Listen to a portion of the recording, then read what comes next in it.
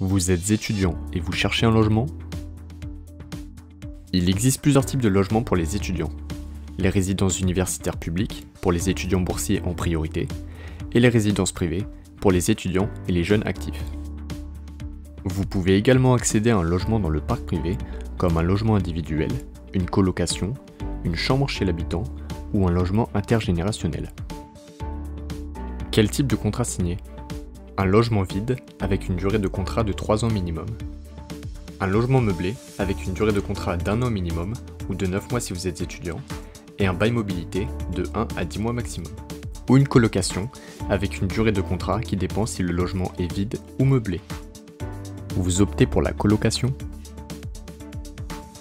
Il est possible de signer un seul contrat pour l'ensemble des locataires. Ils payent alors un loyer global. Au départ de l'un des locataires, les autres sont tenus au paiement de l'intégralité du loyer. Le bailleur peut prévoir une clause de solidarité entre les colocataires. Vous pouvez sinon signer un bail par locataire. Chaque locataire règle le montant du loyer fixé dans son contrat. Au départ de l'un d'eux, le montant reste inchangé. Aucune solidarité n'existe entre les colocataires. Que contient le contrat de bail? Le contrat de bail doit être écrit et mentionner certaines informations, comme le nom des parties, la date de prise d'effet et la durée du contrat, la surface habitable et le nombre de pièces, le montant du loyer et des charges, et le montant du dépôt de garantie. Attention aux clauses abusives interdites, comme par exemple l'interdiction d'héberger des animaux ou l'obligation de payer le loyer par prélèvement automatique.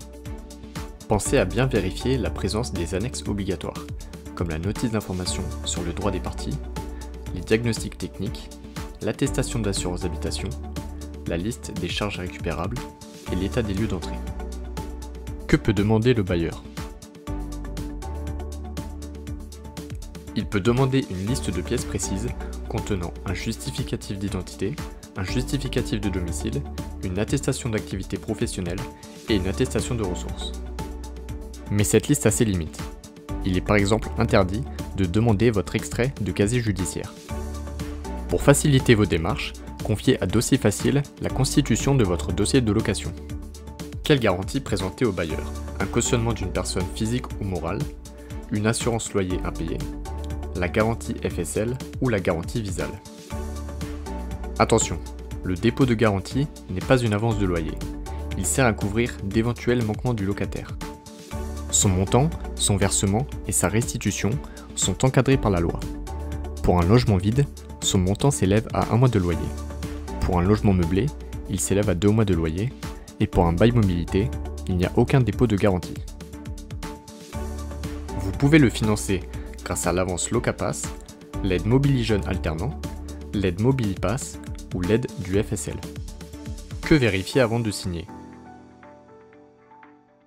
Avant de signer, vous devez vérifier l'état d'entretien général du logement, la surface habitable et le nombre de pièces, l'environnement de la location et le montant des charges locatives. Pour des conseils juridiques et financiers personnalisés, les juristes de l'ADIL 95 vous renseignent gratuitement.